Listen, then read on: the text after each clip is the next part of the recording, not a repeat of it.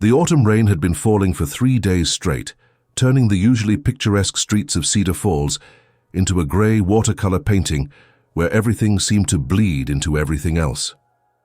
Marina Rodriguez Thompson pressed her forehead against the passenger window of her sister-in-law's Honda Civic, watching the familiar landmarks of her small Iowa town blur past through the droplets racing down the glass. Cedar Falls in October was usually postcard perfect, tree-lined streets glowing gold and crimson, the University of Northern Iowa campus bustling with students in hoodies and scarves, the Cedar River reflecting the changing leaves like a mirror made of liquid amber. But today everything looked muted and grey, as if the world had adjusted its color palette to match Marina's grief. "Are you sure you don't want me to come in with you?" asked Liz, Robert's younger sister, as she pulled into the parking lot of Henderson Funeral Home. At 28, Liz was 6 years younger than Robert had been, with the same gentle brown eyes and stubborn chin that Marina had fallen in love with. She'd driven up from Iowa City the moment she got the call, leaving her graduate classes in social work to be here for her brother's widow. The brick building looked smaller than Marina remembered from her grandfather's service 8 years ago, though perhaps grief had a way of shrinking everything except the pain itself. Henderson Funeral Home had been serving Cedar Falls families since 1923, according to the discreet bronze plaque beside the entrance. 3 generations of Hendersons had guided local families through their worst days, and now it was Marina's turn to join that long procession of the bereaved. "I need to do this alone," Marina whispered, her voice hoarse from 3 days of crying and 2 sleepless nights. The words felt foreign in her mouth. She'd never done anything important alone. For the past 5 years, every major decision had been made with Robert, every challenge faced together. Now she had to choose his casket, plan his funeral, decide how to say goodbye to the person who'd been her partner in everything. "But thank you," she added, squeezing Liz's hand. "For everything. For dropping everything to be here, for handling the phone calls yesterday, for making sure I ate something." Liz had been a rock since Tuesday afternoon, when Marina had called her from the hospital with the news that would change everything. While Marina sat in a plastic chair in the ICU waiting room, trying to understand words like massive cardiac event and unable to resuscitate, Liz had driven the 2 hours from Iowa City through rush-hour traffic and construction zones, arriving at the hospital with tissues, bottled water, and the kind of steady presence that comes from someone trained to help people through crisis. "Call me when you're done," Liz said now. "I'll take you home and we'll order pizza from Gino's.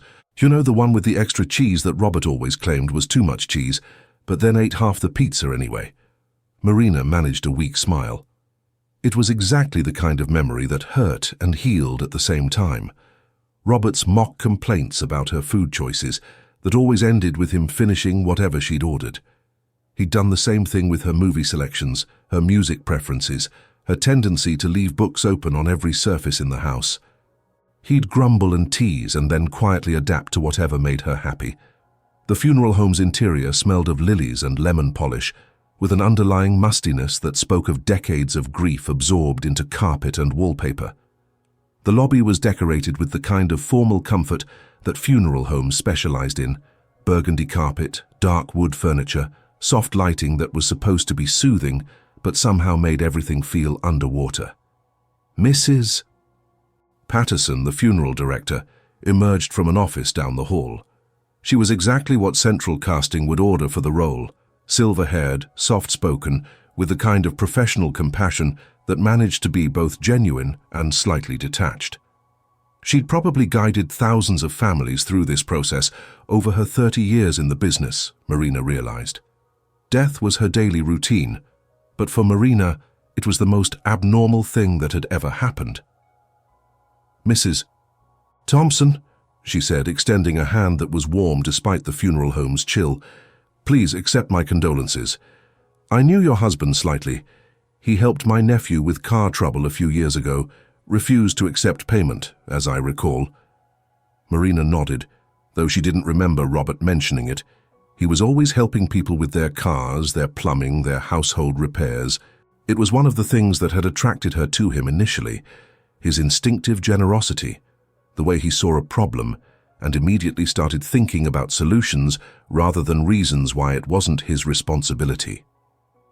"Please, have a seat," Mrs. Patterson continued, leading Marina into a small planning room dominated by an antique oak desk. "I know this is difficult, but we'll take everything one step at a time. There's no rush with any of these decisions." Marina settled into a wingback chair that had probably comforted hundreds of other widows, widowers, and grieving children over the decades. The thought should have been comforting. She wasn't alone in this experience, wasn't the first person to sit in this chair and try to make sense of sudden loss, but instead it made her feel like she was joining some terrible club she'd never wanted membership in. The walls were lined with brochures and sample books, casket options, flower arrangements, memorial cards, burial vault choices. All the mundane details that somehow had to be navigated while her heart felt like it had been torn out of her chest and stomped on by someone wearing work boots.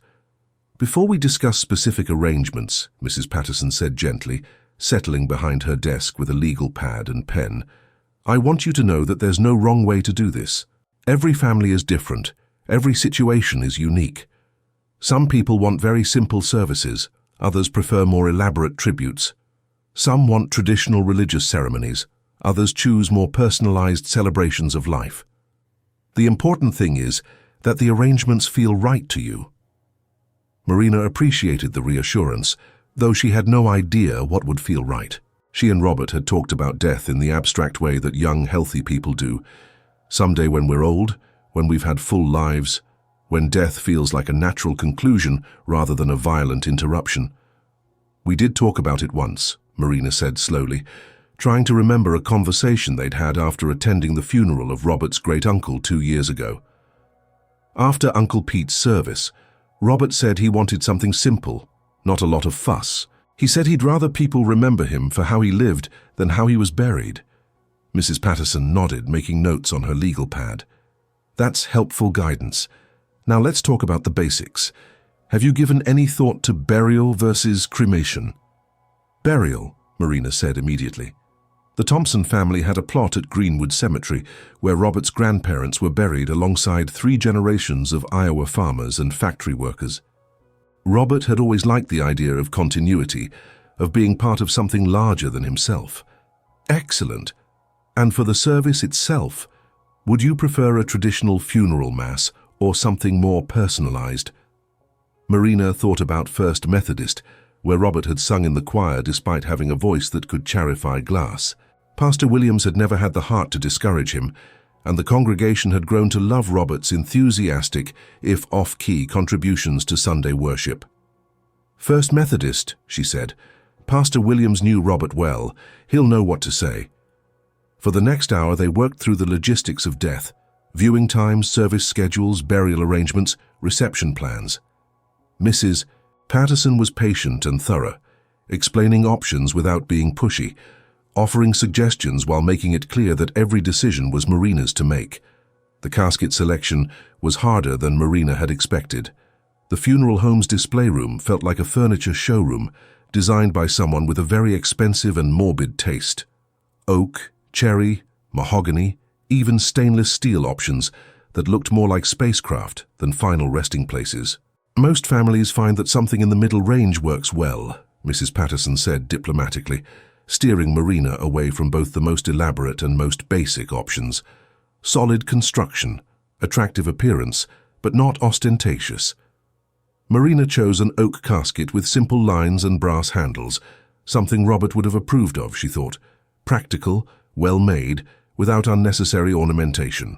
It cost more than their monthly mortgage payment, which seemed surreal.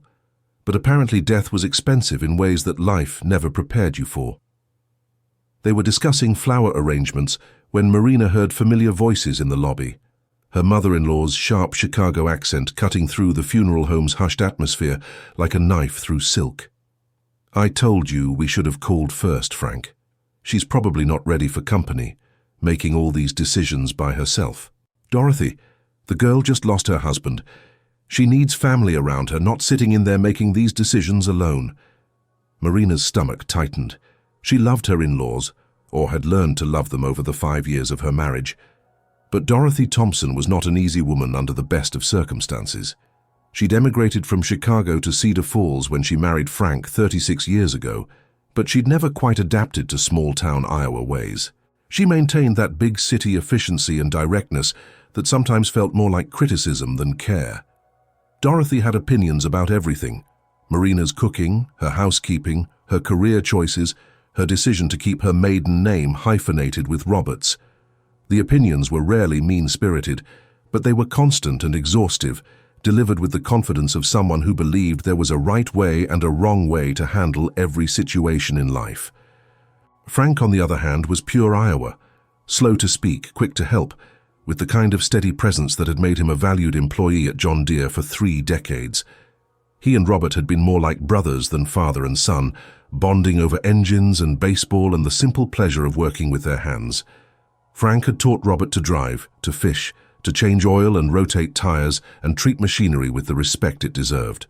"Marina, sweetheart." Dorothy burst through the planning room door without knocking, her arms laden with what appeared to be half the contents of her kitchen.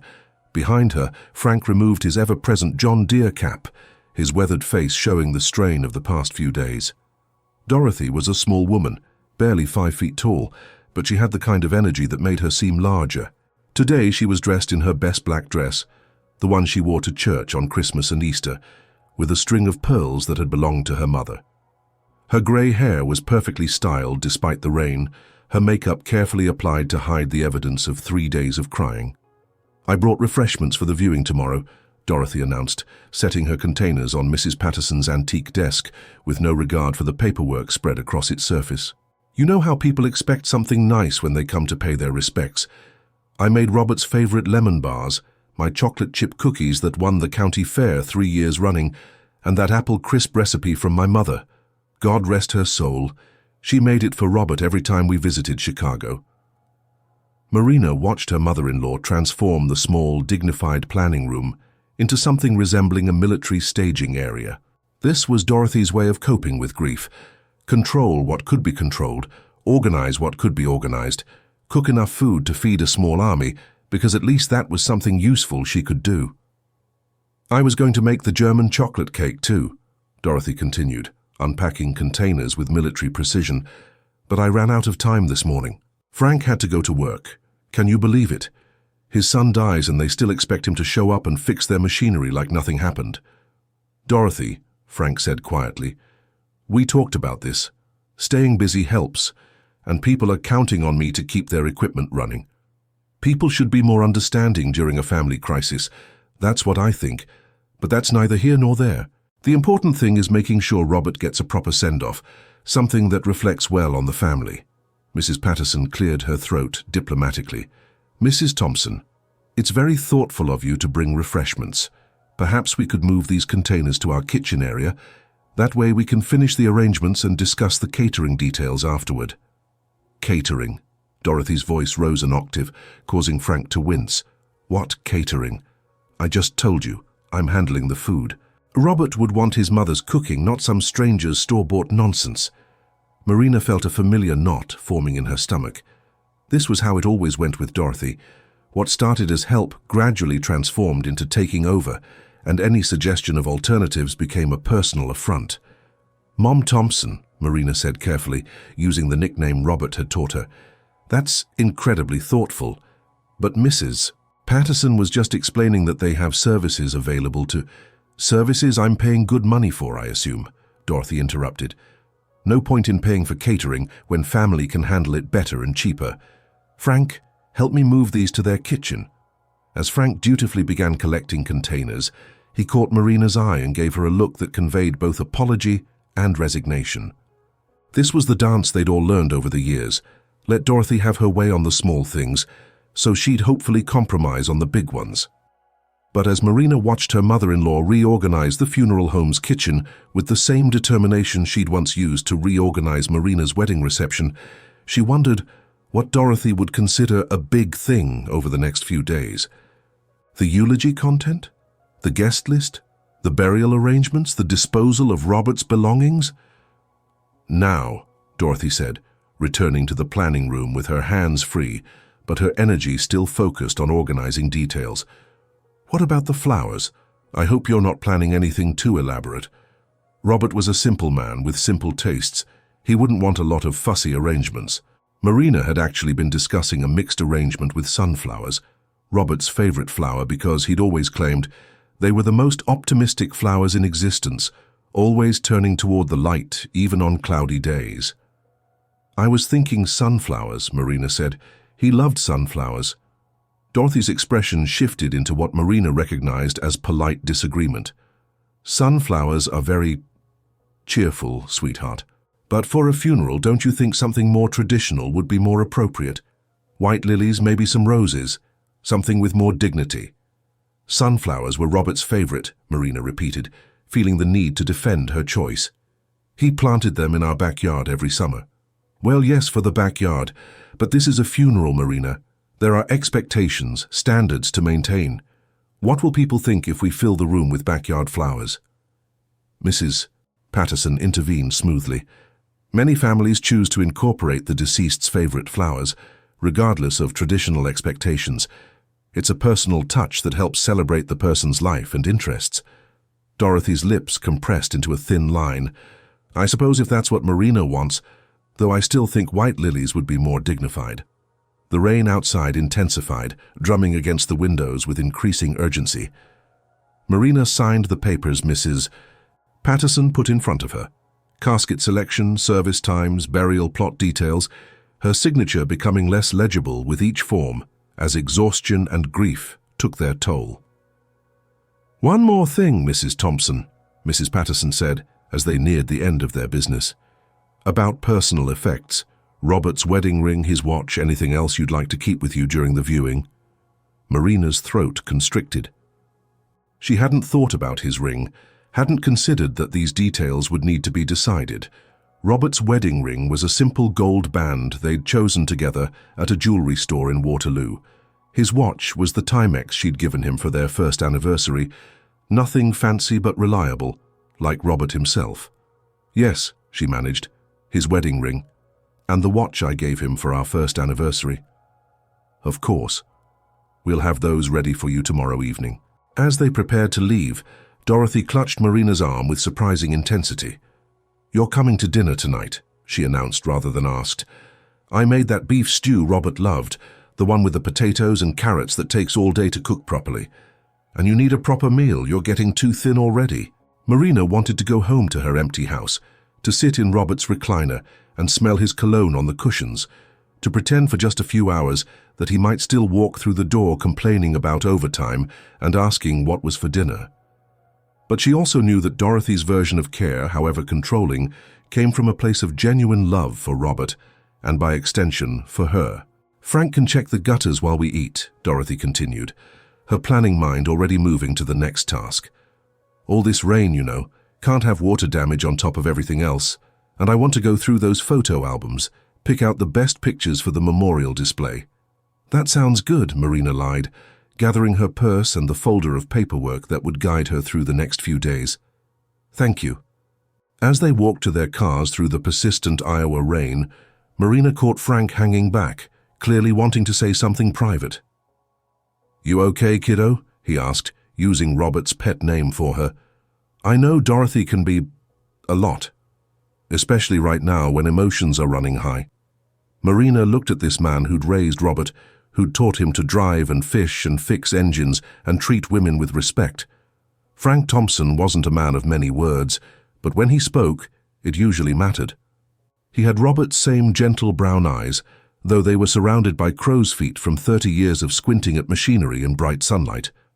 I'm not okay, she admitted, appreciating his honesty about Dorothy's intensity. But I will be, eventually. Frank nodded, settling his cap back on his grey head. Robert was lucky to have you, Marina. I hope you know that. The way you handled yourself, the way you made him laugh, the way you never tried to change him into something he wasn't. Sometimes with all of Dorothy's enthusiasm about how things should be done, that gets lost. It was the most personal thing Frank had ever said to her, and Marina felt tears threatening again. Thank you. That means a lot. He was proud of you, you know. Proud of your job at the insurance office, proud of how you made friends everywhere you went, proud that you chose him out of all the guys you could have had." Frank paused, looking uncomfortable with so much emotional expression. "Don't let anybody tell you different in the coming days, okay?" There was something in Frank's tone that made Marina look at him more closely, a warning wrapped in reassurance, a suggestion that the coming days might bring challenges she hadn't anticipated yet. "What do you mean?" Frank glanced toward Dorothy, who was loading her empty containers into their pickup truck. Grief makes people act in ways they normally wouldn't. Even good people, even family. Sometimes people think they know what's best for others, especially when those others are dealing with loss. Frank, is there something specific you're trying to tell me?" He was quiet for a long moment, rain beading on the bill of his cap. "Dorothy's got some strong feelings about how things should be handled. Robert's things, I mean. She's been thinking about it since Tuesday, making plans. I just want you to know that you don't have to agree to anything you're not ready for, no matter how much sense it might seem to make to other people." Marina felt a chill that had nothing to do with the October rain. "What kind of plans?" "Just be careful, kiddo. Dorothy means well, but she's got ideas about what Robert would have wanted, and she's not always real good at distinguishing between what Robert would have wanted and what she wants." Frank headed toward his truck, then turned back. "And remember, you're his wife. That means something, legally and otherwise. Don't let anybody convince you it doesn't." The drive to the Thompson house took them through the heart of Cedar Falls, past the John Deere plant where Robert had spent his adult working life, building the machinery that helped feed America's heartland. The plant was a sprawling complex of low buildings and parking lots, with smokestacks rising into the grey sky like industrial prayers. Robert had been proud to work there, proud to be part of something that mattered, that contributed to the essential work of agriculture. They passed First Methodist Church, where Marina and Robert had been married 5 years ago, in a ceremony that Dorothy had wanted to be much more elaborate than it actually was.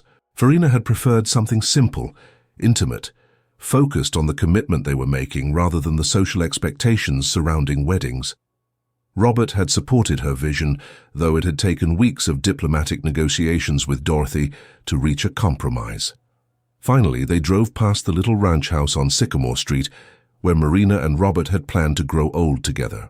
It looked different now, somehow smaller and more vulnerable, like a house where only one person lived instead of a home where two people had built a life together. As Dorothy chatted from the back seat about funeral logistics and family obligations, Marina stared out at her town through the rain-streaked windows and tried to imagine a future where any of this made sense, where she could wake up without reaching for Robert's warm body beside her, where she could make coffee for one person without feeling like she was betraying their morning ritual, where she could think about tomorrow without the crushing weight of all the tomorrows he wouldn't be part of. But first, she had to survive tonight's dinner with the Thompsons, tomorrow's viewing, Friday's funeral, and whatever family dynamics were about to emerge in the wake of grief. Frank's warning echoed in her mind. Grief makes people act in ways they normally wouldn't, even good people, even family. The rain kept falling, washing away the last remnants of the life she'd known just 3 days ago. Thursday evening arrived with the kind of crisp October air that usually made Cedar Falls look like a Norman Rockwell painting. Tree-lined streets glowing gold and crimson under the streetlights, jack-o'-lanterns grinning from front porches, the comfortable rhythm of a small town settling into autumn. But tonight, Marina felt disconnected from the seasonal beauty as she stood in front of her bedroom mirror, struggling with the zipper on her black dress. The dress had been an anniversary gift from Robert, not for their wedding anniversary, but for the anniversary of their first date.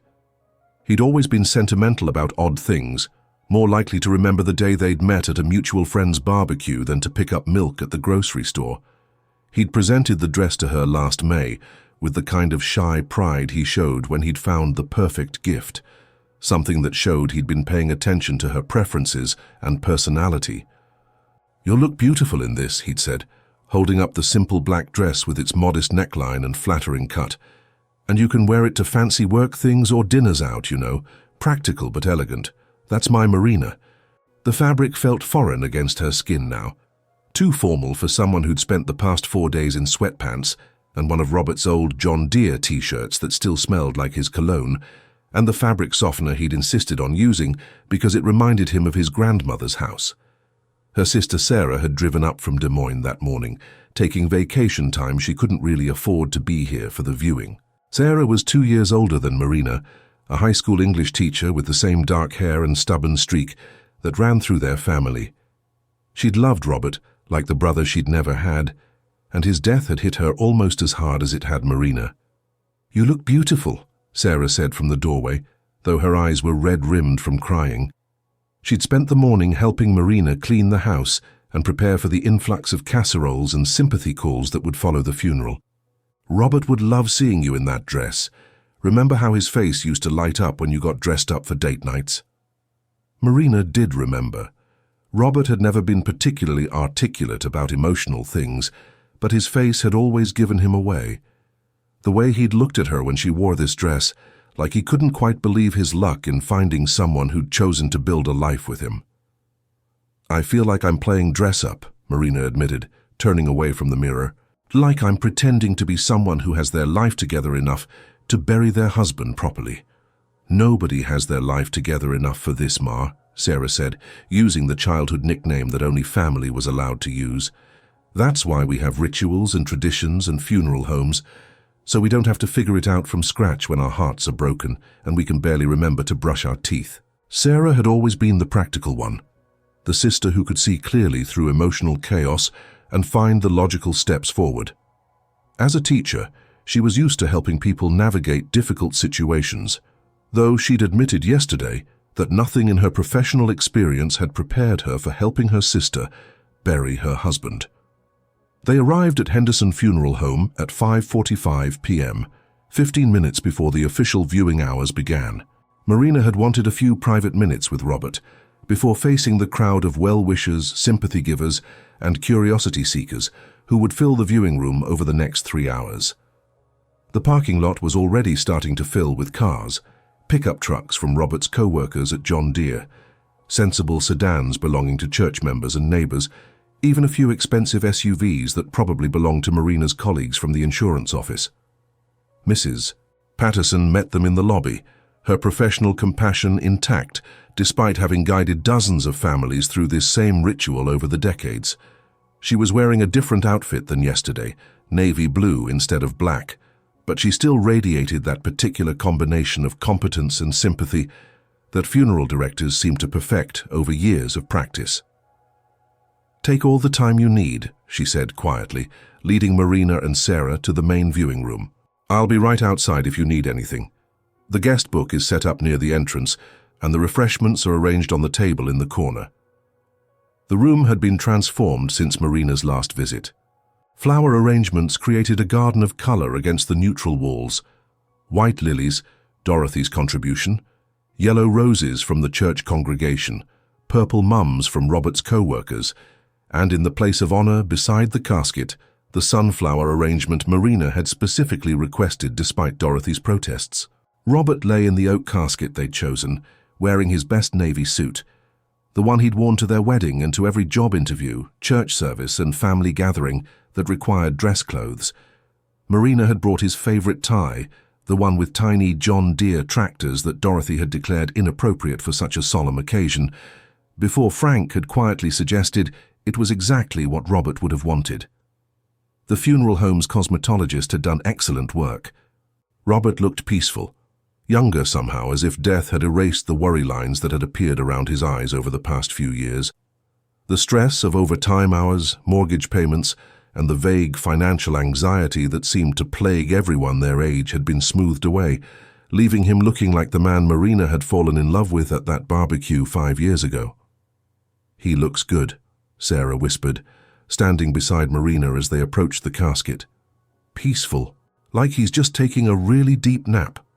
Marina nodded, though she kept expecting him to open his eyes and ask what all the fuss was about, maybe complain that his tie was too tight, or wonder if the Cubs had won their game. This still didn't feel real. None of it did. In her rational mind, she knew Robert was gone, understood that the heart attack had been fatal, that she'd identified his body at the hospital and signed papers authorizing the funeral home to prepare him for burial. But some deeper part of her brain refused to accept that the person in the casket was her husband, And not some elaborate mistake, some cosmic mix-up that would be corrected any moment now. She placed her hand on his folded ones, surprised by how cold and hard they felt, despite the funeral home's warm temperature. These hands had changed her flat tires, massaged her shoulders after long days at the office, held her during thunderstorms when her childhood fear of lightning kept her awake. They'd been warm and calloused from years of working with machinery, quick to gesture when Robert was excited about something, gentle when he was trying to comfort her. Now they would never touch her again, never thread through her hair when she was falling asleep, never reach for her across the bed on cold mornings. "I don't know how to do this without you," she whispered to him, aware that Sarah was giving her privacy by examining the flower arrangements. "I don't know how to make decisions or handle your mom or figure out health insurance or any of it. You were supposed to be the practical one who figured out the details while I worried about the big picture stuff." At 6 p.m., exactly, Mrs. Patterson opened the doors and the first visitors began arriving. Marina took her position beside the casket, Sarah flanking her on one side while they waited for the Thompsons to take their place on the other side. The next 3 hours would be a receiving line of handshakes and hugs, practiced condolences and shared memories, all while standing beside the physical reminder that Robert was truly gone. The first wave of visitors consisted of neighbors and church members, familiar faces offering familiar comfort. Mrs. Chen from down the street brought homemade wonton soup and promises to keep an eye on Marina's house while she was dealing with funeral arrangements. The Morrison family from across Sycamore Street shared memories of Robert helping them move furniture last spring, refusing to accept payment for his time and actually seeming to enjoy the physical work of carrying couches and dressers. "He said it was good exercise," Mr. Morrison told Marina with a sad smile. "Better than going to the gym," he claimed, though I think he just liked helping people solve their problems. Pastor Williams arrived with his wife, both of them carrying the kind of quiet dignity that came from years of shepherding people through life's most difficult passages. He spoke briefly about Robert's faithfulness and his enthusiastic, if off-key, contributions to the church choir. "He never hit the right note," Pastor Williams said with gentle humor that drew smiles from other church members within earshot. "But he sang with more joy than anyone in the congregation. That's the kind of faith that moves mountains, not perfect technique, but genuine devotion." Marina found herself smiling for the first time in days. This was what she'd wanted, people remembering Robert as he actually was, not some sanitized version suitable for public consumption. Robert had been real, flawed, human, and that's what had made him lovable. By 6:30, the room was beginning to fill with a steady stream of visitors. Robert's co-workers from John Deere clustered near the back of the room, still wearing work boots and flannel shirts, sharing stories about his practical jokes and his willingness to cover shifts when someone's kid was sick or their car broke down. These were men who worked with their hands and weren't comfortable with emotional displays, but their presence spoke volumes about the respect Robert had earned. "Rob was the kind of guy who'd give you the shirt off his back," said Tony Kowalski, a maintenance supervisor who'd worked with Robert for 3 years. "Last winter when my furnace died, he came over on his day off and helped me fix it. Wouldn't take a dime for it, said that's what neighbors do." Marina's book club friends surrounded her with tissues and gentle support. They were a diverse group of women who'd bonded over their shared love of reading and their monthly discussions that somehow always veered from literature into life advice and mutual support.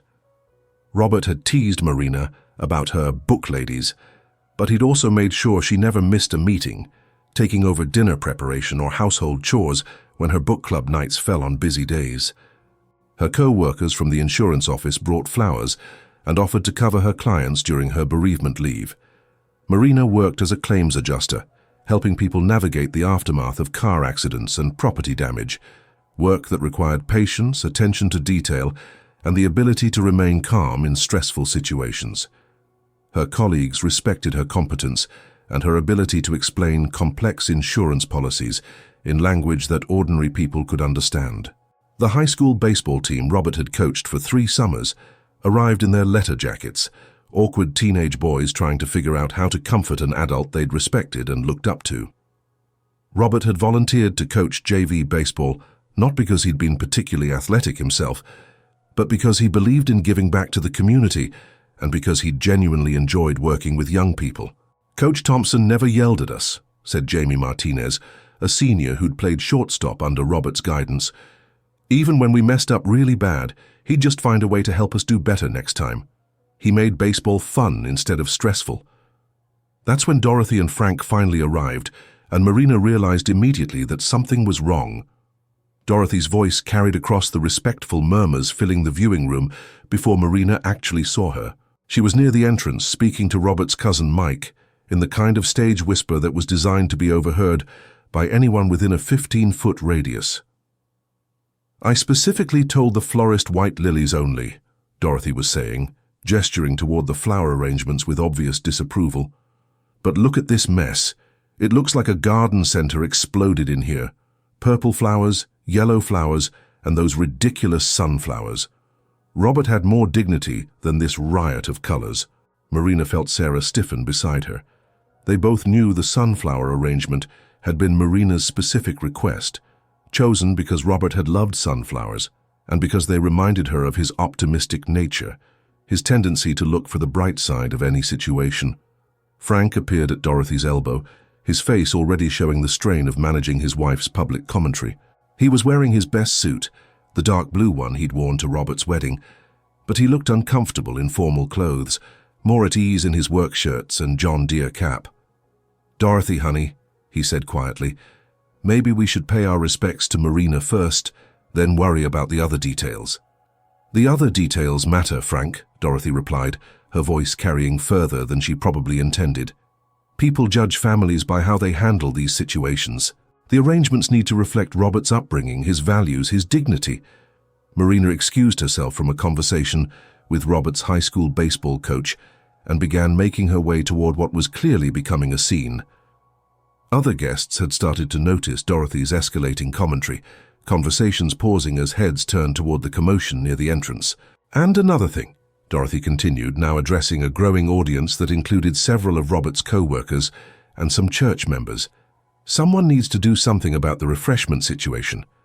I brought proper food, homemade lemon bars, chocolate chip cookies, apple crisp made from my mother's recipe, but it's all been shoved to the back of the table behind store-bought cookies and grocery store sheet cakes." Marina watched in growing horror as her mother-in-law continued her public critique of the funeral arrangements. Dorothy had worked herself into what Robert used to call her organizing mode, the state of hyper-focused control that emerged whenever she felt that important events weren't meeting her standards. "The lemon bars should be front and center," Dorothy was now explaining to anyone within earshot, her voice rising above the respectful murmur that was appropriate for a funeral home. "They were Robert's absolute favorite. I made them for every birthday, every holiday, every celebration since he was 5 years old. He always said they were better than anything from a bakery, better than anything he could buy in a store." Robert's co-worker, Tony, shifted uncomfortably, clearly unsure whether he should intervene or pretend he wasn't witnessing this family drama. Other guests were beginning to stare, some sympathetic, others clearly uncomfortable with the public nature of Dorothy's complaints. "Mom Thompson," Marina said quietly as she approached, using her most diplomatic tone and hoping to diffuse the situation before it escalated further. "Maybe we should step outside for some air. It's getting quite warm in here with all these people." Dorothy turned toward Marina with the kind of look that suggested she'd been waiting for this conversation, that she had things to say that had been building up since yesterday's arrangements meeting. "Marina, sweetheart," Dorothy said, her voice taking on the patronizing tone she used when she believed she was explaining something important to someone who didn't quite understand the situation. "I'm just trying to make sure everything is appropriate for Robert's memory. There are standards to maintain, expectations to meet. People in this town have known our family for 36 years. I understand that, but do you?" Dorothy's voice rose above the conversational level, causing several nearby groups to stop talking entirely and turn to watch the exchange. "Because from where I stand, it looks like chaos. The flowers are wrong, too colorful, too casual for such a solemn occasion. The food is disorganized, with my homemade contributions hidden behind store-bought items, and half these people didn't even know Robert well enough to be here." Marina felt heat creep up her neck as she realized every eye in the room was now focused on their conversation. Robert's co-workers had stopped sharing stories to watch the family drama unfold. The high school baseball players looked mortified to be witnessing adult conflict. Even Pastor Williams had paused in his conversations with church members to observe the scene. The room had grown uncomfortably quiet, filled with the kind of tension that comes when private family dynamics spill over into public spaces. Marina could see some of the visitors glancing toward the exit, clearly uncomfortable with being forced to witness what felt like a family argument at a funeral. "Dorothy," Frank said more firmly, stepping closer to his wife and speaking in a tone that carried both warning and embarrassment. "This isn't the time or place for this discussion." "When is the time, Frank?" Dorothy snapped, her careful composure cracking to reveal the grief and stress underneath. "After everyone's gone home with the wrong impression of our son? After people remember this viewing as poorly organized instead of a proper tribute to a good man who deserved better?"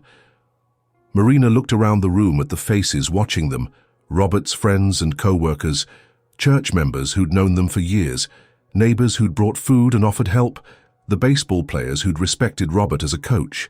Some looked sympathetic, understanding that grief manifested differently in different people. Others appeared uncomfortable, clearly wishing they were anywhere else. A few seemed almost entertained by the family drama, the kind of small-town gossips who would turn this scene into coffee shop conversation for weeks to come. This wasn't how she wanted people to remember Robert's viewing. This wasn't how she wanted to remember it either. But Dorothy was just getting started. "And another thing," Dorothy continued, fully committed to her public performance now that she had everyone's attention. "Where are the photographs? I brought a beautiful display of Robert's childhood pictures, his first day of school, his Eagle Scout ceremony, his graduation from technical college, his confirmation at church. People need to see what kind of man he was, what kind of family he came from, not just stand around eating cookies and making small talk." "People know what kind of man he was," Marina said, her voice steadier than she felt inside. She could feel Sarah's presence beside her, offering silent support. "They worked with him, lived near him, went to church with him every Sunday. They coached baseball with him, played poker with him, borrowed his tools and lent him theirs. They don't need childhood photos to remember his character." Dorothy's expression shifted, and for a moment Marina saw something that looked almost like panic beneath the controlling facade. "But they need to understand," she said, her voice taking on a desperate edge. "They need to know he came from a good family, that he was raised right, that his life meant something important." The desperate tone in Dorothy's voice suddenly made everything clear to Marina. This wasn't really about proper funeral etiquette or social expectations or maintaining the family's reputation in Cedar Falls. This was about a mother's terror that her son's death would somehow diminish his significance, that without perfect arrangements and complete control over every detail, Robert's memory would fade or be forgotten or reduced to something less than the extraordinary person Dorothy knew he had been. Mrs. Patterson appeared as if summoned, her professional calm a stark contrast to the emotional chaos swirling around the refreshment table. She'd probably witnessed hundreds of similar family dynamics over her decades in the funeral business, grief expressing itself as control, love manifesting as criticism, fear disguising itself as standards and expectations. "Ladies," Mrs. Patterson said in her calm, practiced voice, "perhaps we could continue this conversation in my office. Sometimes families benefit from a few minutes of privacy to work through these details." "That's not necessary," Marina said, surprising herself with her firmness. She realized that everyone in the room was still watching, still waiting to see how this family drama would resolve itself. Robert's friends and co-workers, his baseball players, the church members who'd loved his enthusiastic singing, they were all witnessing this moment, and Marina suddenly understood that how she handled it would become part of Robert's story, part of how people remembered not just this evening but him. "We can handle this here," Marina continued, turning to face Dorothy directly. She was aware that their conversation was being witnessed by most of Robert's friends, family, and community, but maybe that was appropriate. Maybe it was time for some honesty about grief and family and what it really meant to honor someone's memory. "Mom Thompson," Marina said, using the affectionate nickname Robert had taught her, but speaking clearly enough for everyone to hear, "I know you want everything to be perfect for Robert. I want that too. But perfect doesn't mean controlling every detail or criticizing choices that don't match your specific vision. Dorothy's carefully applied makeup was slightly smudged now, her grief manifesting as barely controlled fury mixed with fear. "I just want people to remember him properly, Marina. Is that too much to ask? I want them to understand what kind of man he was, what kind of family he came from." "People will remember him because of who he was," Marina replied, her voice growing stronger as she found her footing in this unexpected confrontation, "not because of how we arrange the lemon bars or what colors the flowers are. They'll remember his kindness, his humor, his willingness to help anyone who needed it. They'll remember that he sang off-key in church but never missed a Sunday. They'll remember that he worked overtime to help pay for his co-worker's daughter's medical bills, and that he coached high school baseball for free because he believed in giving back to the community." The room had grown completely quiet now, people listening to Marina's words with the kind of attention usually reserved for eulogies. She could see Robert's co-workers nodding, recognizing the man she was describing. The baseball players were smiling slightly, remembering their coach's patience and encouragement. They'll remember that he helped Mrs. Chen fix her fence after the storm last spring, and that he spent his Saturday teaching the Morrison boy how to change a tire, Marina continued, feeling the truth of her words strengthen her voice.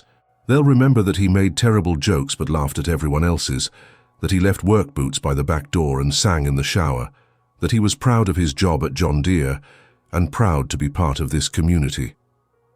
Pastor Williams stepped forward slightly, his presence lending weight to Marina's words. "That's exactly the Robert we all knew and loved," he said quietly, but clearly enough for everyone to hear. "A man who lived his faith through his actions, who found joy in simple things, who made everyone around him feel valued and accepted." "They'll remember Robert for who he really was," Marina said, looking directly at Dorothy but speaking to everyone in the room, not for whether his mother's lemon bars were positioned correctly at his viewing or whether the flower arrangements met someone's idea of proper funeral decorum. Dorothy's face crumpled for just a moment, the controlling mask slipping to reveal a broken woman who'd lost her only child. But then her jaw set with familiar stubbornness, the same expression Robert had worn when he'd made up his mind about something and wouldn't be swayed by arguments or logic. "Fine," Dorothy said, her voice tight with hurt and anger. "But don't come crying to me when people remember this as poorly organized instead of the dignified tribute Robert deserved. Don't blame me when the gossip around town focuses on family drama instead of honoring a good man's memory." She turned and walked toward the bathroom with as much dignity as she could muster, leaving Frank standing awkwardly between Marina and the crowd of observers. The room remained uncomfortably quiet for a long moment, filled with the kind of tension that comes when private pain becomes public spectacle. Frank cleared his throat, his weathered face showing a mixture of embarrassment and something that might have been pride. "I'm sorry about that, folks," he said, addressing the room at large. Well, she's grieving in her own way. We all are. Sometimes grief makes people say things they don't quite mean, or focus on details because the big picture is too hard to face." Gradually, conversations resumed. Robert's co-workers drifted back to their corner, but Marina noticed they were sharing stories with renewed enthusiasm, as if her defense of Robert's memory had given them permission to remember him more openly. The high school baseball players approached Marina to share memories of Coach Robert's patience and encouragement, his ability to make even the most awkward teenagers feel capable and valued. Pastor Williams squeezed Marina's shoulder and whispered, "Well said, my dear. Robert would be proud of how you stood up for his true character." But Marina could see that some guests were beginning to leave earlier than planned, clearly uncomfortable with the family drama they'd witnessed. She could see others whispering among themselves, and she knew that tomorrow at least some of the gossip in Cedar Falls would focus on the Thompson family conflict rather than Robert's life and contributions to the community. When Dorothy returned from the bathroom, she positioned herself on the opposite side of Robert's casket, accepting condolences with regal dignity, but pointedly avoiding eye contact with Marina. The unspoken message was clear. This disagreement wasn't over, and the funeral tomorrow would likely bring new challenges and conflicts. Sarah moved closer to Marina's side, offering wordless support. "You did the right thing," she whispered. "Robert would have wanted you to stand up for what felt true to you." As the evening continued, Marina found herself having more genuine conversations about Robert's life and character. Without Dorothy's critical commentary dominating the atmosphere, people seemed more comfortable sharing real memories, funny stories about Robert's terrible singing voice, appreciation for his willingness to help with everything from moving furniture to fixing cars, recognition of his quiet generosity and steady presence in the community. Mrs. Chen approached with tears in her eyes. "Robert was such a good neighbor," she said in her heavily accented English. "When my husband died 2 years ago, Robert came every week to check my car, fix small things around house. Never asked for money, always said neighbors help neighbors." Tony Kowalski and several other co-workers shared stories about Robert's practical jokes and his ability to maintain morale during difficult shifts. "Rob was the guy who remembered everyone's birthday," Tony said.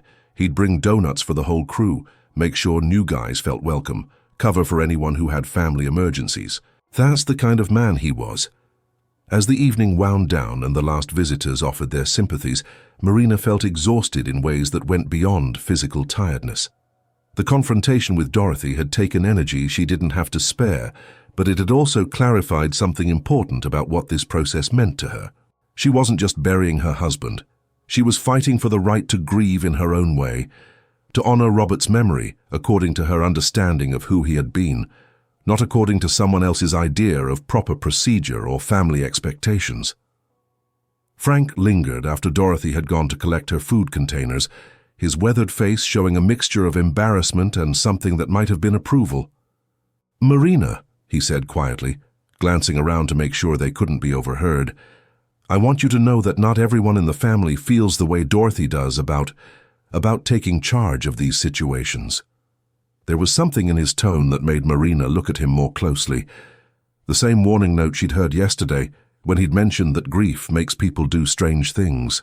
"What do you mean, Frank?" He was quiet for a long moment, his hands fidgeting with the brim of his dress hat. "Dorothy's got some strong feelings about what should happen with Robert's things. His tools, his truck, his savings account,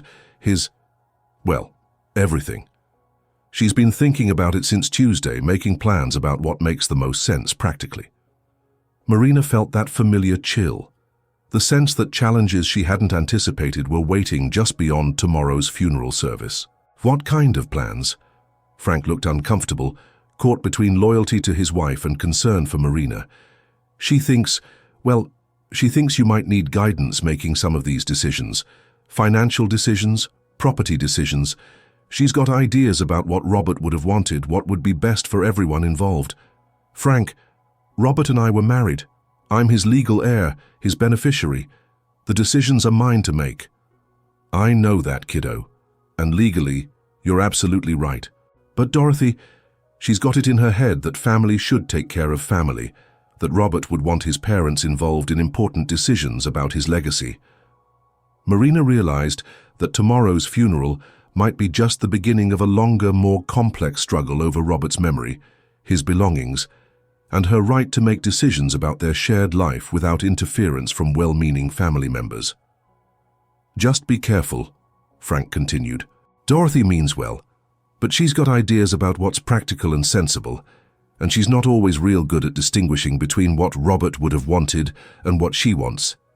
And she's been talking to her sister Helen about legal matters, about what rights parents have when their children die young." The implication hung in the air like smoke from a fire that hadn't been properly extinguished. Dorothy was researching her legal options, investigating whether Marina's position as Robert's widow gave her absolute authority over his estate, or whether parents retained some rights that could be exercised. "Remember what I told you yesterday," Frank said, settling his hat on his head and preparing to leave. "You're his wife. That means something important, legally and otherwise. Don't let anybody convince you it doesn't." As Marina locked up the funeral home with Mrs. Patterson and walked to Sarah's car, she realized that burying Robert tomorrow might turn out to be the easiest part of the next few days. The hard part would be defending her right to grieve according to her own understanding of their marriage, their love, and the future they'd planned together. The October air was crisp and clear, with stars beginning to appear in the darkening sky. Tomorrow would bring the funeral service, the burial, the reception, and whatever family dynamics Dorothy had planned for the aftermath. Marina climbed into the passenger seat of Sarah's car, exhausted, but also strangely strengthened by the evening's confrontation. She'd found her voice in defending Robert's memory, and she had a feeling she was going to need that voice again, very soon. Friday morning dawned with the kind of crystalline clarity that only came after storms had washed the Iowa sky clean of clouds and humidity. Marina stood at her kitchen window, still in her bathrobe at 8 a.m., watching frost sparkle on the grass of the backyard, where Robert had planned to build a deck this spring. The project had been on their someday list for 2 years, someday when they had saved enough money, someday when Robert had time off from overtime shifts, someday when their finances felt stable enough for home improvements. Now someday would never come, at least not the way they'd imagined it. The coffee maker gurgled behind her, preparing the single cup she'd finally learned to program after 4 days of automatically making a full pot and then staring at the waste of coffee that would never be drunk. Such a small adjustment, but it felt monumental. The first concrete acknowledgement that her daily routines had to change to accommodate a life that now had only one person in it. In 4 hours, she would bury her husband. In 4 hours, she would stand beside his grave in Greenwood Cemetery and listen to Pastor Williams commit his body to the earth while his soul went wherever souls go when they leave the people who love them behind. The thought should have brought some kind of emotional climax, tears or panic, or the crushing weight of finality. Instead, Marina felt numb, as if her capacity for feeling had been temporarily suspended to get her through this day. Sarah had slept in the guest room, and Marina could hear her moving around upstairs, probably trying to decide what to wear to a funeral for someone who'd been like a brother to her. They'd planned to have breakfast together, maybe visit the church early to make sure everything was arranged properly for the reception afterward. Instead, Marina found herself thinking about Dorothy's behavior at the viewing, about Frank's cryptic warnings, about the uncomfortable undercurrents that had turned what should have been a peaceful tribute into something that felt more like a battlefield. The phone rang at 8:15 a.m., cutting through the morning quiet like an alarm clock. Marina almost didn't answer. She was tired of condolence calls, tired of explaining how she was holding up to people who meant well, but couldn't possibly understand the surreal combination of grief and administrative burden that followed sudden death. But the caller ID showed Dorothy's number, and Marina had learned over 5 years of marriage that ignoring Dorothy's calls only made whatever she wanted to discuss more urgent and dramatic in her mind. "Good morning, Dorothy." "Marina, sweetheart, I hope I didn't wake you." Dorothy's voice had the artificially bright tone she used when she was trying to pretend previous conflicts hadn't happened, the same cheerful facade she'd employed after their argument about wedding arrangements 5 years ago. "I wanted to call early because Frank and I have been up since 5, talking about practical matters that need to be addressed." Marina poured her coffee and settled at the kitchen table, bracing herself for whatever Dorothy considered practical matters. The kitchen still smelled faintly of the casseroles neighbors had brought over the past few days. Tuna noodle, green bean, something with chicken and rice that she'd barely touched. The refrigerator was full of food she had no appetite for, another reminder of how death disrupted even the most basic aspects of daily life. What kind of practical matters? Well, you know how these things go after a funeral. There are decisions to make, paperwork to handle, belongings to sort through. It's overwhelming for someone who's grieving, especially someone who's never had to manage these kinds of financial and legal responsibilities alone. The patronizing tone made Marina's jaw tighten, but she kept her voice level. "I'm managing fine so far, Dorothy." "Of course you are, dear. You're a capable girl. Robert always said so. But there are some bigger decisions coming up, more complex situations that require experience and careful thought. Frank and I want you to know that we're here to help. Family should stick together during difficult times, and we've been through this before when Frank's father passed." Through the kitchen window, Marina could see her next-door neighbor Carol loading her car for work, probably heading to her job at Northwood Elementary, where she taught 3rd grade for 20 years. Carol had brought soup every day since Robert's death, never staying long or asking intrusive questions, just quietly making sure Marina was eating and offering practical help like taking out trash or bringing in mail. That was what helpful looked like: quiet, respectful support, that strengthened rather than overwhelmed.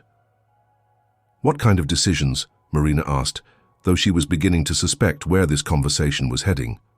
There was a pause, as if Dorothy was choosing her words carefully or consulting notes she'd prepared for this call. "Well, Robert's truck, for instance. That Silverado is practically brand new, only 2 years old, excellent condition, low mileage. Frank's been driving that old pickup for 8 years now, and with winter coming, he could really use something more reliable for getting back and forth to work." Marina felt something cold settle in her stomach, the same sensation she'd experienced when the hospital social worker had used phrases like sudden cardiac event and unable to resuscitate. "You want Robert's truck." Not want, sweetheart. Need. Frank needs reliable transportation for work. You know how important it is for him to get to the plant even in bad weather. The Silverado would be perfect for him, and let's be honest, you don't even know how to drive a pickup that size. It would just sit in your driveway costing money for insurance and maintenance payments when it could be put to good use by family. Marina stared at the frost on her backyard grass, trying to process the fact that her mother-in-law was asking for Robert's truck on the morning of his funeral. The Silverado sat in the driveway where Robert had parked it Tuesday morning before leaving for work, still containing his coffee travel mug, his work gloves, the classic rock CDs he listened to during his commute. "Dorothy, I haven't even thought about the truck. I haven't thought about any of Robert's things. I've been focused on getting through the funeral arrangements. I know, and that's completely understandable. That's why I'm bringing it up now before you get overwhelmed with all the other decisions that need to be made. Frank could take care of the title transfer, the insurance changes, all that complicated paperwork. You wouldn't have to worry about any of the legal details." Marina could hear Sarah moving around upstairs, probably trying to decide between the navy dress and the black one, both of which seemed inadequate for burying someone who'd been so full of life just 5 days ago. "I need to think about this, Dorothy." Dorothy's tone shifted slightly, becoming more urgent, more insistent. "Marina, honey, there's really nothing to think about. Robert would want his father to have that truck. He always said Frank taught him everything he knew about engines and maintenance, and taking care of vehicles properly. It's what he would have wanted, keeping it in the family where it would be appreciated and used." This was Dorothy's favorite argumentative strategy, invoking what Robert would have wanted, as if she had some special insight into her son's posthumous wishes. Marina had learned to recognize it as emotional manipulation disguised as family loyalty, a way of making disagreement seem like betrayal of Robert's memory. "You don't know what Robert would have wanted," Marina said quietly. "We never discussed what would happen to his things if he died, because we thought we had 50 more years to figure that out. But I'm his mother, Marina. I knew him for 34 years, raised him from a baby, understand his values and priorities. He believed in family taking care of family, in practical solutions that made sense for everyone involved." Marina felt a flash of anger that cut through the numbness she'd been carrying for days. "And I'm his wife. I lived with him, shared financial decisions with him, made plans with him about our future. The truck isn't just a vehicle, it's part of the life we built together." "Well, yes, of course it was part of your life together. But now Robert's gone, and you have to be practical about moving forward. Keeping a truck you can't drive, making payments on something you'll never use, that's not practical, Marina. That's emotional thinking, and Robert wouldn't want you making financial decisions based on emotion." The condescension in Dorothy's voice was becoming harder to ignore. Marina realized that this conversation wasn't really about the truck. It was about Dorothy's belief that she knew better than Marina what was practical, sensible, and appropriate for a young widow navigating grief. "I'll think about it," Marina repeated firmly. "Well, don't think too long, dear. These things need to be handled quickly, especially the financial aspects. The insurance needs to be transferred, the registration updated, the payments handled properly. Frank could help with all of that if we settle it today, maybe after the reception when people have gone home." After the reception, Dorothy wanted to discuss transferring Robert's truck to Frank after they buried Robert, after they'd stood around eating potato salad and accepting condolences from the church community. Marina felt a surge of something that might have been anger if she'd had the energy for it. "Dorothy, we're not discussing this today. Today is about saying goodbye to Robert, about honoring his memory with dignity and respect. There was a long pause. When Dorothy spoke again, her voice had lost its artificially bright tone and taken on an edge that Marina recognized from previous family conflicts. Of course, sweetheart, I just thought, well, practical matters don't wait for grief to be convenient. Bills still need to be paid. Decisions still need to be made. But you're right. Today should be focused on Robert. The way she said it suggested that Marina was being impractical, perhaps even selfish, for not wanting to discuss property transfers on the day of her husband's funeral. It was classic Dorothy, making reasonable requests sound urgent and making disagreements seem unreasonable. After Marina hung up, she sat at the kitchen table staring at her coffee cup and trying to understand what had just happened. Dorothy and Frank had been discussing Robert's belongings, had apparently been making plans for them, while Marina was still trying to accept the fact that he was gone. They'd been awake since 5 in the morning talking about practical matters and financial decisions, while Marina was struggling to remember to eat breakfast and brush her teeth. Sarah appeared in the kitchen doorway, already dressed in the navy blue dress she'd brought for the funeral. She looked elegant and composed, the way Marina wished she felt. "Was that Dorothy? You look like someone just asked you to solve calculus problems before coffee." Marina explained the phone call while Sarah poured her own coffee, watching her sister's expression grow increasingly incredulous as the details emerged. "She wants the truck? Today? On the morning of the funeral? Apparently it's practical. Frank needs reliable transportation, and I don't know how to drive a pickup, so it should go to family who can actually use it properly." Sarah sat down across from Marina, her teacher instincts clearly recognizing a situation that required careful handling. She'd spent 15 years helping teenagers navigate family conflicts and emotional crises, learning to ask the right questions without imposing her own judgments. "What do you want to do with the truck?" It was such a simple question, but it caught Marina completely off guard. In the week since Robert's death, everyone had been telling her what she needed to do, what Robert would have wanted, what made the most sense practically and financially. Dorothy had opinions about funeral arrangements. Frank had suggestions about handling grief. Well-meaning neighbors had advice about everything from probate procedures to dating timelines. No one had asked what she actually wanted. "I don't know," Marina admitted. "I honestly haven't thought about it. I've been focused on just getting through each day, making it to the funeral, figuring out how to function without him." "That's completely normal," Sarah said. "You don't have to make any decisions about Robert's things until you're ready. There's no timeline for grief, no schedule for practical decisions." But Dorothy made it sound urgent. "Insurance transfers, registration changes, financial obligations that need to be handled quickly." Sarah's expression darkened. "Marina, you're Robert's widow. You're his legal heir and the beneficiary of his life insurance policy. The truck belongs to you now, along with everything else he owned. Nobody can force you to transfer ownership until you decide you want to." "Are you sure about that?" "I'm positive. When my friend Lisa's husband died in that car accident 3 years ago, she had similar pressure from his family about his motorcycle and his tools. Her lawyer told her that as the surviving spouse, she had complete legal authority over all marital property unless there was a specific will stating otherwise." Marina felt something loosen in her chest, relief mixed with anger that Dorothy had tried to make her believe she had no choice in the matter. "So I can keep the truck if I want to?" "You can keep it, sell it, give it away, or turn it into a planter for your garden.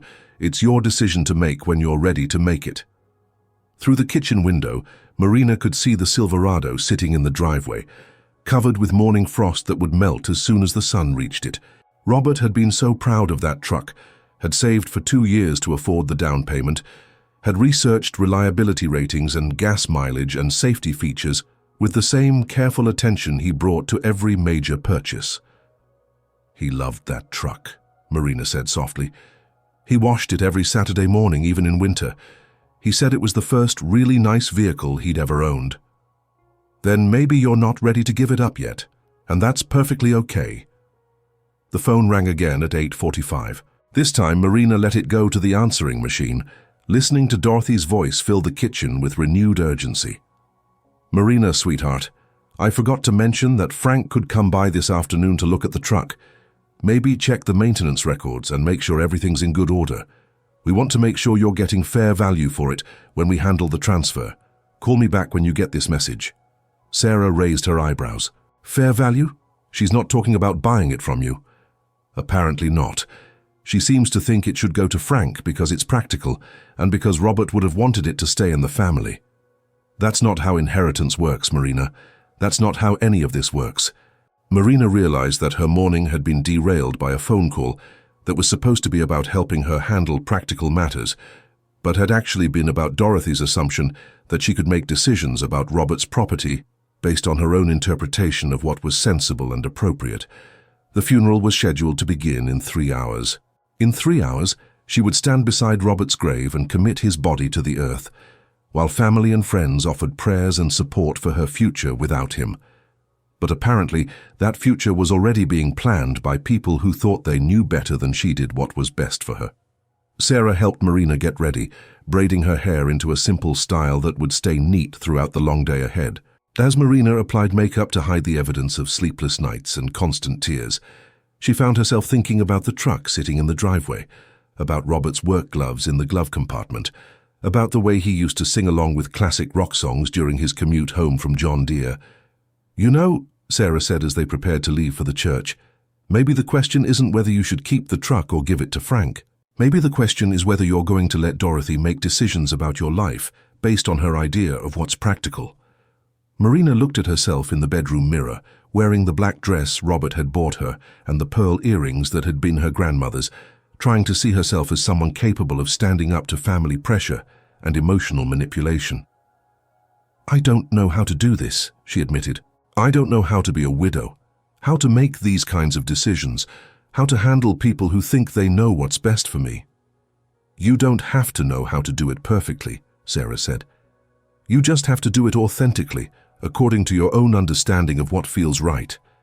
As they drove to First Methodist Church, Marina found herself thinking about Robert's voice, his laugh, his gentle way of handling family conflicts by listening carefully and then doing what felt right to him, regardless of external pressure. He'd supported her decision to keep her maiden name despite Dorothy's disapproval. He'd defended her career choices when Frank had suggested she might want to consider something more traditionally feminine. He'd always encouraged her to trust her own judgment, even when it disagreed with conventional wisdom, maybe especially when it disagreed with conventional wisdom. The church parking lot was already filling with cars when they arrived. Marina could see Frank's old pickup near the back, Dorothy probably inside the church making sure the flowers were arranged properly and the reception preparations met her standards. In a few hours after the service and burial, there would be potato salad and ham sandwiches and coffee served in the fellowship hall, where Dorothy would probably renew her campaign for practical decision-making about Robert's belongings. But first, Marina had to get through saying goodbye to her husband. And after that, she would have to figure out how to say goodbye to the version of herself that had always deferred to family expectations and avoided conflict in the interest of keeping peace. 2.5 weeks after the funeral, Marina sat at her kitchen table surrounded by paperwork that seemed to multiply overnight. Insurance forms, bank statements, legal documents, and a yellow legal pad covered with her increasingly confident handwriting. The house had settled into a different kind of quiet, without Robert's morning news program and evening baseball games, but it no longer felt oppressive. Instead, it felt like space for thinking, for making decisions without having to negotiate or compromise or explain every choice. Dorothy had called 14 times since the funeral. Frank had stopped by 6 times, ostensibly to check on her, but always managing to mention how much he could use a reliable vehicle, especially with winter approaching and his old pickup making concerning noises. Marina had deflected each conversation, claiming she needed more time to process her grief before making practical decisions, but she could hear the growing impatience in their voices. The truth was, she wasn't ready to let go of anything that had been Robert's. His coffee mug still sat in the dish drainer, though she'd finally stopped making a full pot of coffee out of habit. His work boots remained by the back door, mud from his last day still caked on the treads. His Silverado stayed parked in the driveway, and sometimes Marina would sit in the driver's seat, just to smell his cologne on the upholstery and listened to the classic rock CDs he'd left in the player. But something had changed since the funeral.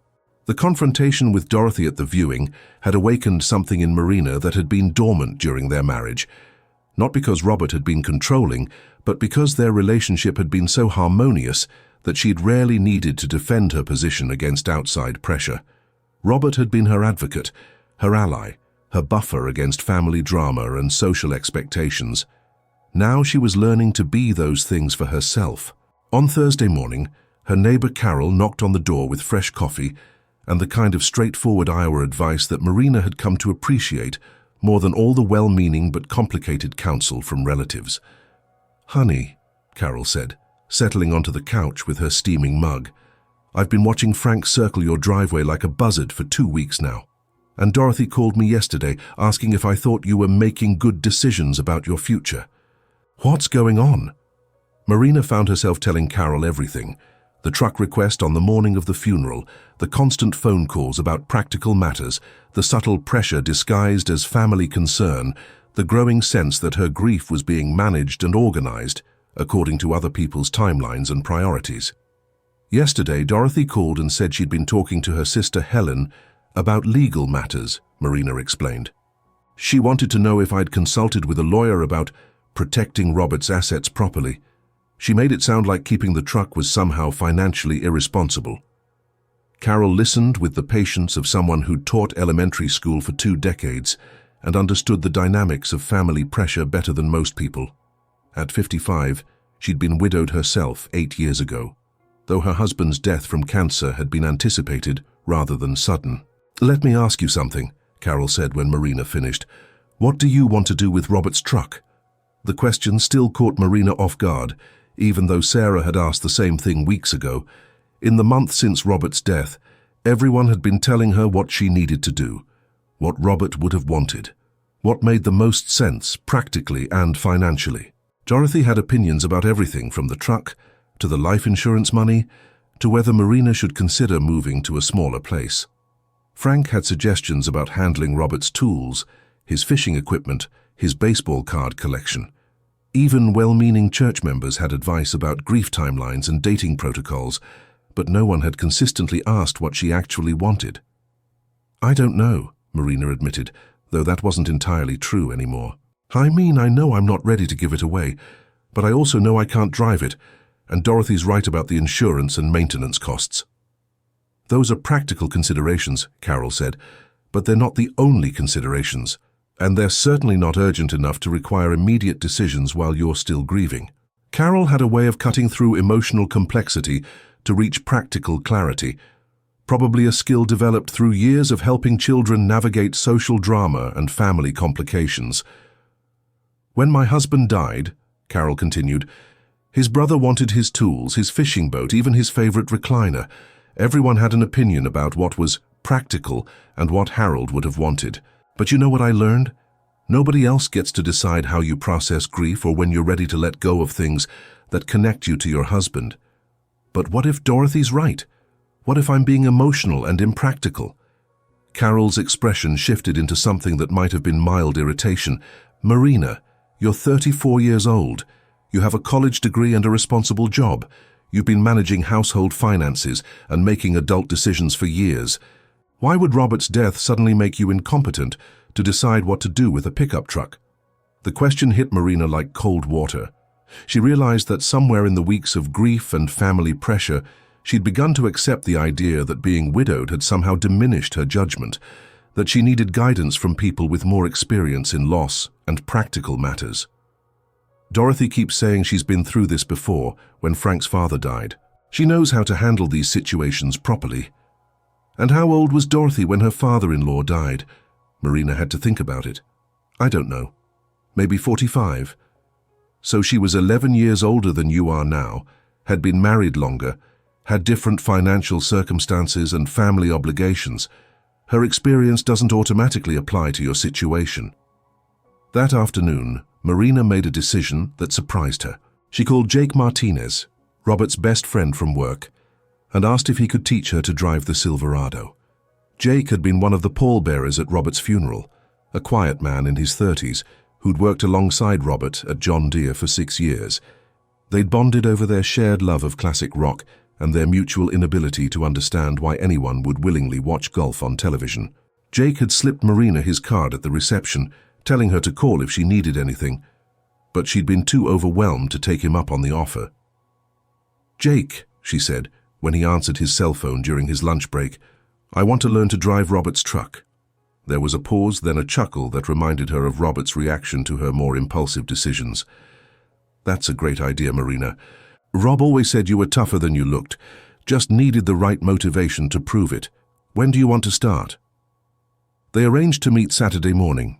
Marina spent Friday evening sitting in the Silverado, adjusting the seat and mirrors to her smaller frame, reading through Robert's maintenance log that he'd kept meticulously in the glove compartment. His neat handwriting documented every oil change, every tire rotation, every repair, complete with dates and mileage records. It was like reading his diary, seeing his careful attention to the things he valued. The maintenance log revealed something else. Robert had been planning to teach Marina to drive the truck. There were notes about M's driving lessons scheduled for November, after the busy fall season at John Deere, when he'd have more time for weekend practice sessions.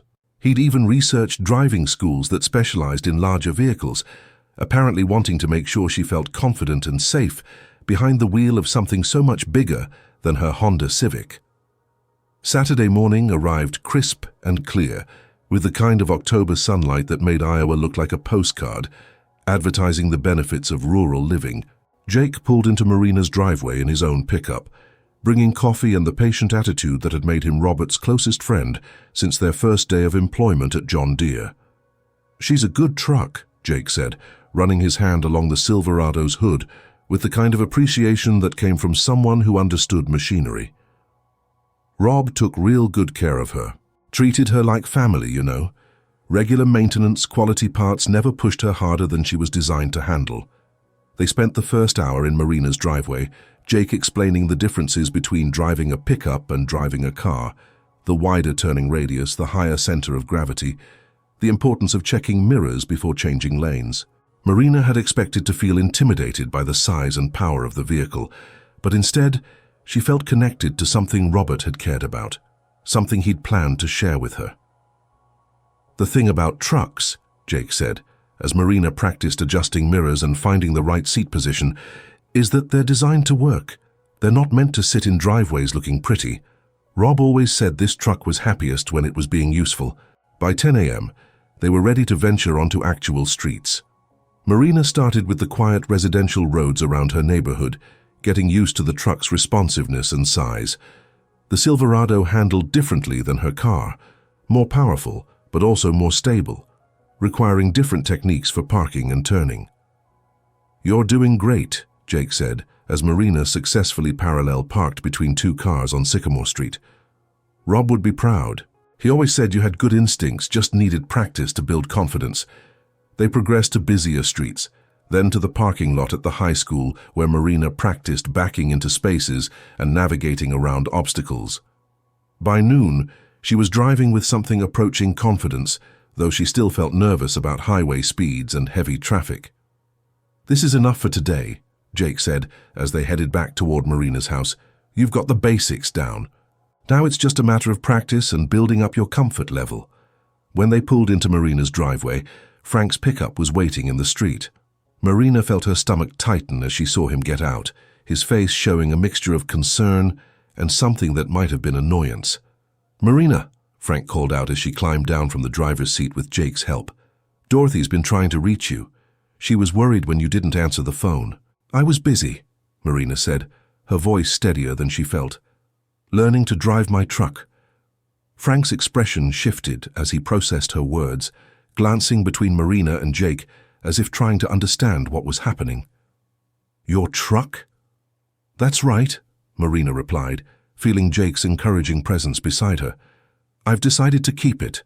Jake's teaching me to drive it properly." "But we discussed this, Marina.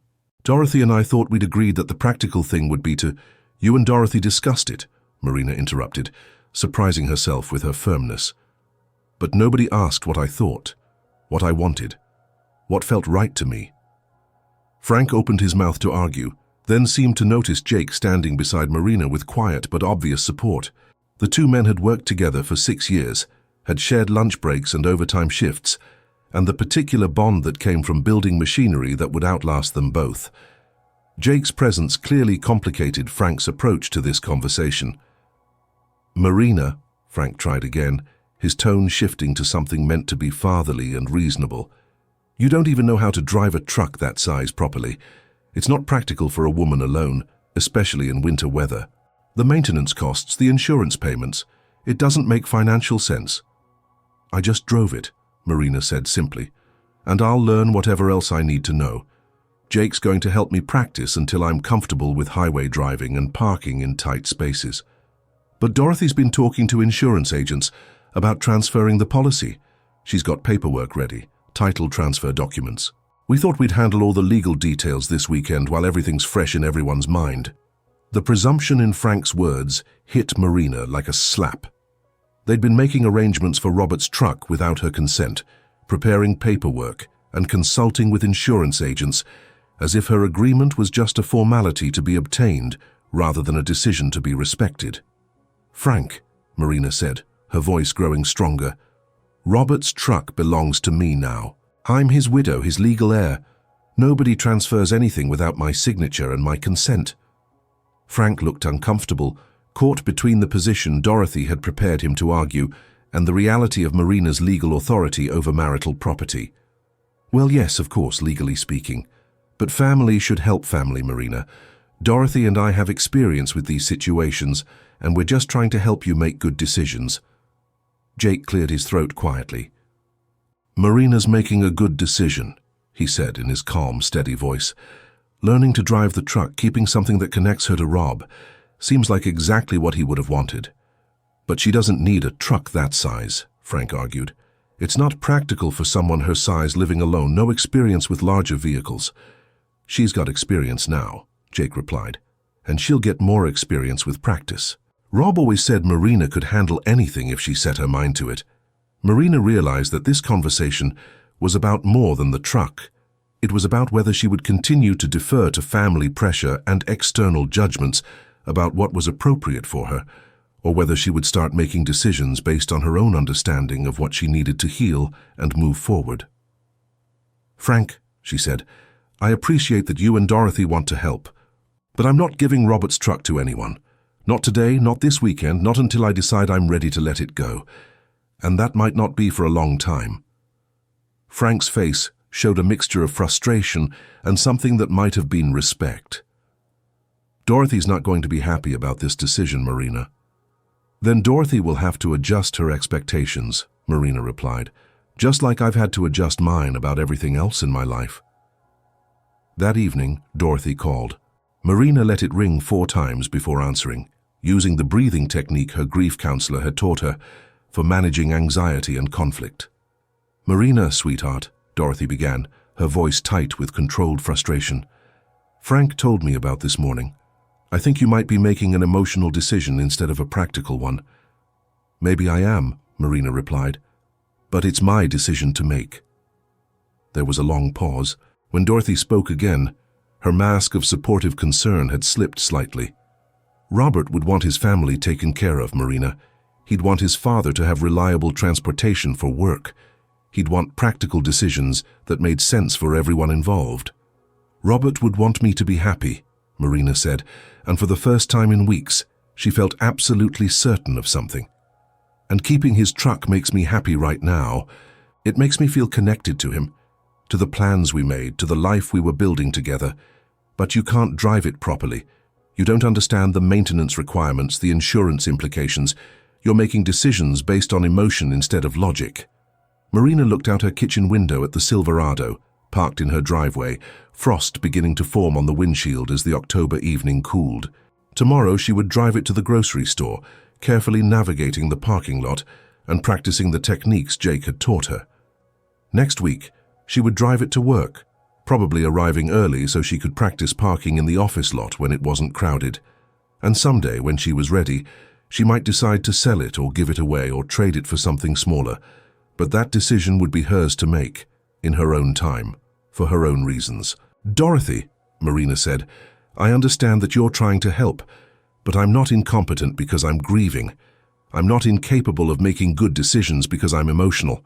I'm Robert's widow, and I'm still the same person I was before he died. Someone who can learn new skills, handle responsibilities, and make choices about my own life." After she hung up, Marina walked outside to the driveway. The October evening was crisp, with stars beginning to appear in the darkening sky that promised clear weather for tomorrow's driving practice. She climbed into the Silverado one more time, adjusting the seat to her height, setting the mirrors for her view, programming the radio to her favorite stations. For the first time since Robert's death, Marina felt like she could breathe fully. She was still his widow, still grieving, still figuring out how to build a life without him. But she was also still herself, and that self had found her voice again, even if it had taken a fight over a pickup truck to discover it. As she sat in the gathering darkness, surrounded by the scent of Robert's cologne and the memory of his laughter, Marina realized that learning to live without him didn't mean erasing every trace of their life together. Sometimes it meant holding on to the things that mattered, regardless of what everyone else thought was practical or proper or financially sensible. Sometimes it meant choosing what made your heart feel less broken, even if that choice was as simple as learning to drive a blue Silverado pickup truck that still smelled like home. 3 months later, Marina was confident enough to drive the truck to Des Moines to visit Sarah, navigating highway traffic and winter weather with the kind of competence that would have made Robert proud.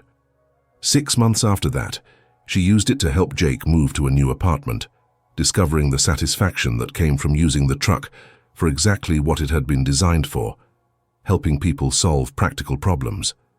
Dorothy eventually stopped calling about the truck, though she never quite forgave Marina for what she considered an emotional and impractical decision.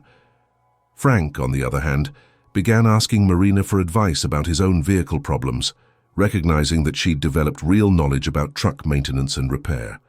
A year after Robert's death, Marina still drove the Silverado to work every day. She'd learned to change the oil, rotate the tires, and handle basic maintenance, skills that connected her to Robert's memory in ways that felt healing rather than painful. The truck had become more than transportation. It had become proof that she could honor her husband's memory while also honoring her own needs and judgment. And on quiet Sunday mornings, when she missed Robert most intensely, Marina would drive the back roads of rural Iowa with classic rock playing and the windows down, feeling connected to the man she'd loved and to the strength she'd discovered in herself. The truck had taught her something important. Sometimes the most practical decision is the one that honors both your grief and your growth, regardless of what anyone else thinks makes sense.